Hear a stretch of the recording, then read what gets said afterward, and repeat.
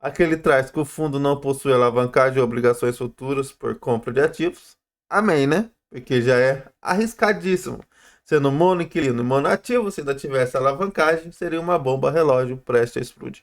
Rapaz, abençoados, vamos para mais um vídeo? E o vídeo de hoje é sobre o GTWR11, fundo de lares corporativos, monoinquilino e monoativo. Vou trazer algumas informações na ordem, depois vamos para o seu relatório gerencial e no final do vídeo vou trazer minha posição que eu tenho nele, quantos de dividendos que eu já ganhei e deixar minha opinião sobre o fundo.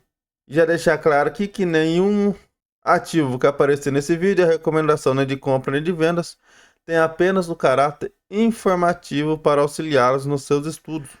Hoje, no dia que eu estou gravando esse vídeo, no dia 26/11, uma quarta-feira, ele fechou a R$ 76,90, com um dividend yield dos últimos 12 meses de 13,37% e um PVP de 0,77, então ele está 23% abaixo do seu preço ideal. E como podemos ver, ele tem cerca de 97% do seu patrimônio líquido em imóveis e apenas 2% em caixa. Como eu falei, ele é monoativo e ele também é monoinquilino. No relatório gerencial eu vou falar para vocês de onde que ele veio certinho. Bom, agora vamos para o seu relatório gerencial. Referente a outubro de 2025, ele tem o objetivo do fundo é proporcionar aos cotistas renda mensal por meio de locação das lajes corporativas do empreendimento Green Towers.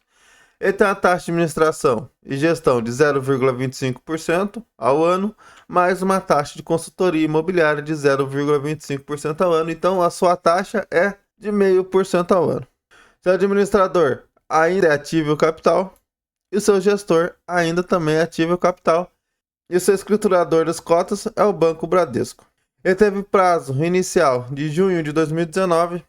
Vamos para os seus principais indicadores. Sua rentabilidade, ele pagou 90 centavos por cota no último mês.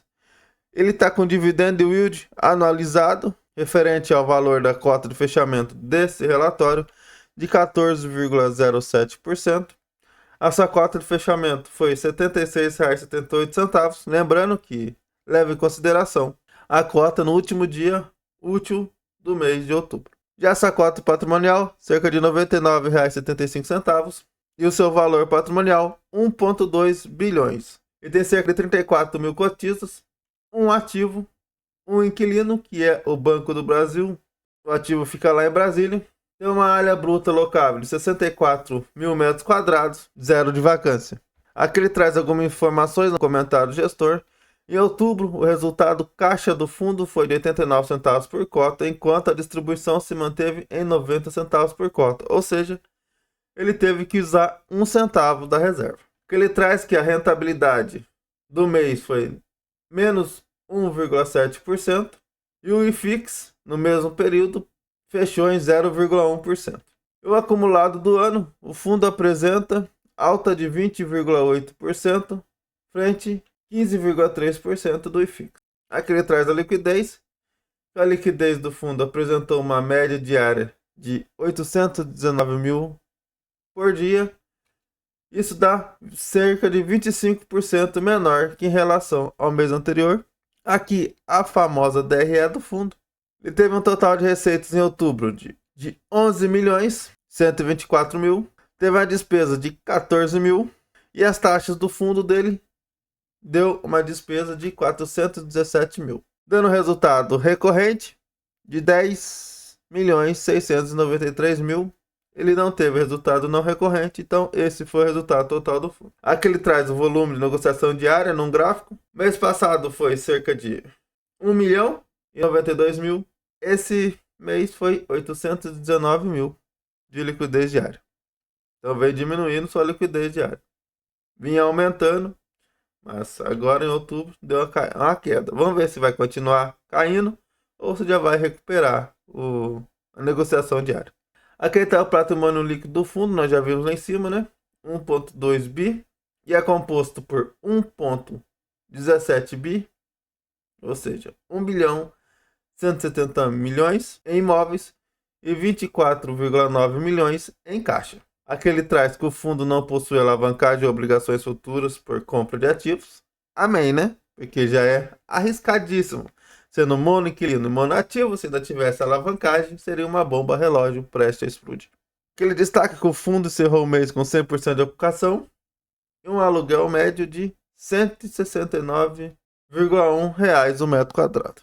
Seu contrato vence em 2028, ele é um contrato típico, reajustável a IGPM. E o seu mês de reajuste é o mês de novembro, o mês que estamos, então pode ser que em dezembro ou em começo do ano que vem ele aumente seus dividendos ou diminua, né? Vai que tem algum problema.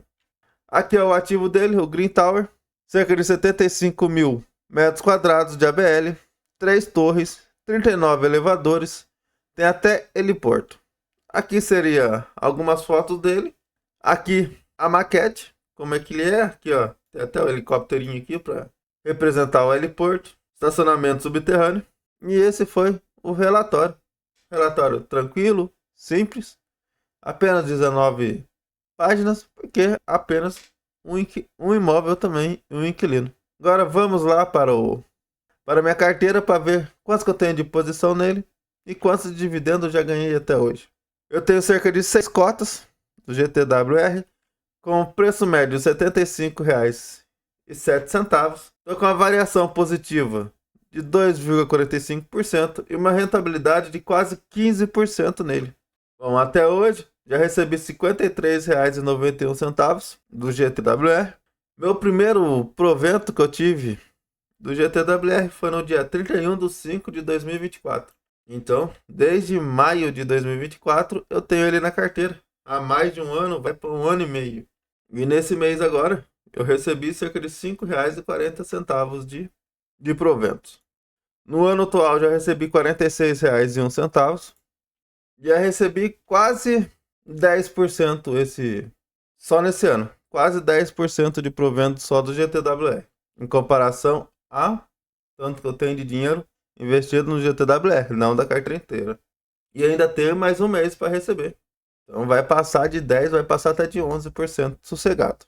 Olhando o gráfico dos proventos do GTWR, em 2025 ele já aumentou seus proventos 2 vezes. Ele pagava 83 centavos até maio, e a partir de junho ele aumentou para 87. Em agosto ele aumentou para 90 centavos. Então, com a revisional, pode ser que ele dê uma segurada até o começo do ano que vem ou meio do ano que vem para ter um novo aumento, porque ele já aumentou 2 vezes. Então, tem que ver se não vai aumentar junto com a receita, não vai aumentar a despesa também.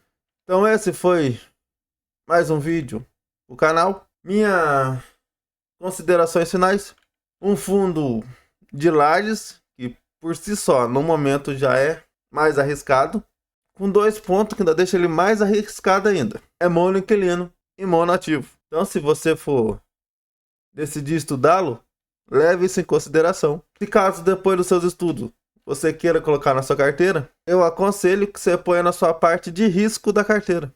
E a minha carteira, fundos imobiliários, é dividida em 3 partes. Ancoragem, que são os fundos imobiliários mais seguros, mas por outro lado, pagam um pouco menos de proventos. Oportunidade, que ele está mais descontado, paga um pouco mais de proventos e é um pouquinho mais arriscado. O de risco, que geralmente esse daí é 4% da minha carteira cada ativo, olha lá ainda. Não tenho muito também não. Ele tem mais retorno, mas bem mais risco também. Ponto positivo, já que não só de ponto negativo vive no fundo imobiliário, tirando algumas exceções, né?